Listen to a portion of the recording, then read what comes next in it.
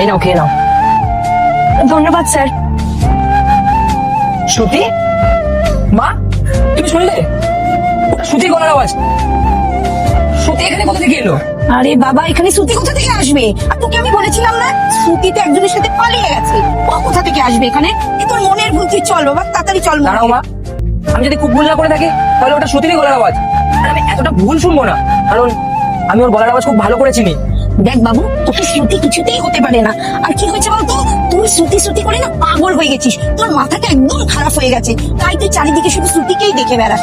তুই একটা কি পাগল মতো বসে আছিস, কখনো শ্রুতি হয়? তুই চল তো আমার সাথে। ঠিক আছে, তাহলে আমি দেখছি। শ্রুতি এরকম বিধবার কাপড় পরে, দেখেছো মা? ওটা শ্রুতি। আর ওই রকম বিধবার শাড়ি পরে আছে কেন? আর ওই রকম রাস্তায় পড়ে আছে। আর তুমি যে বলেছিলে ও অন্য ছেলের সাথে পালিয়ে গেছে, তাহলে এটা কি? আরে বাবা, এটা শ্রুতি নয়। তুই চল, আমাদের পুজো দিতে দেরি হয়ে যাবে। কখন থেকে বলছি তুই চল। দাঁড়াও, তুমি যাবে হ্যাঁ কি না? আমি যাব না, তোর যদি ইচ্ছা হয় তুই যা, আমি এখানে দাঁড়িয়ে আছি। আচ্ছা, তাহলে তুমি যাবে না তাই তো? না। ঠিক আছে, তোমাকে যেতে লাগবে না, আমি যাবো ওর কাছে। আর ওর কি হয়েছে পুরো ব্যাপারটা আমি দেখবো। তুমি এখানেই দাঁড়াও।